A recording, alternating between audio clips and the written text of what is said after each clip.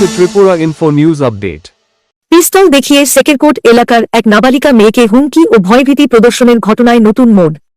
এই বিষয়ে মঙ্গলবার দুপুরে চাঞ্চল্যকর তথ্য প্রকাশ করেন আমতলী থানার ওসি পরিতোষ দাস। তার কাছ থেকে মোবাইলটা সিজ করেছি এবং এই মেয়ের সঙ্গে যে আরও যে কানেক্ট আছে বুলজামাই সহ বুলজামাইয়ের এক মামাতো ভাই, আমরা তাদের মোবাইলটিও সিজ করেছি এবং মেয়ের মোবাইল সহ তারা তিনজনের মোবাইল আমরা এফএসএলে পাঠিয়েছি অ্যাকচুয়ালি দেখার জন্য কে এই ছবিগুলি মানে যে পিস্তলের ছবিটা ছিল কে সার্কুলেট করেছে এই বিষয়টা দেখার জন্য আমরা এফএসএলে পাঠিয়েছি। এফএসএল থেকে রিপোর্ট আসলে প্রকৃত দোষীকে এরা আমরা আইডেন্টিফাই করতে পারবো। পরবর্তী সময় তাদের বিরুদ্ধে লিগাল অ্যাকশন আমরা নেওয়া হবে এবং আমাদের ইনভেস্টিগেশন এখনো চলছে। প্রাথমিক তদন্তে কি জানা গেছে স্যার? প্রাথমিক তদন্তে অ্যাকচুয়ালি দেখেন যে আমাদের কাছে যে কমপ্লেনটা ছিল অ্যাকচুয়ালি যে মেয়েটা ওর কাছে কিন্তু কোনো ধরনের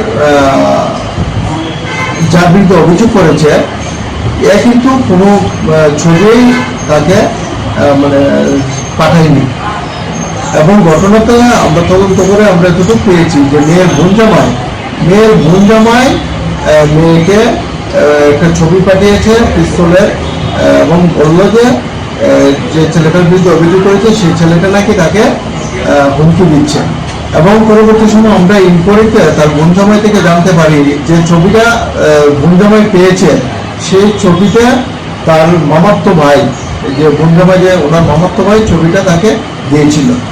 এখন আমাদের ইনভেস্টিগেশন চলছে, এফএসএল রিপোর্ট আসলে আমরা ক্লিয়ার করতে পারবো। পিস্তলটা কোনো পিস্তলটা ছবি বানানো ছিল আসলে না অ্যাকচুয়ালি এটা পরবর্তী সময় আমরা নেট থেকে দেখেছি যে এটা ইনস্টাগ্রাম থেকে এই ছবিটা ডাউনলোড করা হয়েছে। এটা অনেকদিন আগে 2012-তে একটা সোশ্যাল মিডিয়াতে একটা খবর প্রচারিত হয়েছিল। এই খবরের যে ছবিটা সোশ্যাল মিডিয়া থেকেই আপলোড করে এগুলো সার্কুলেট করা হয়েছে।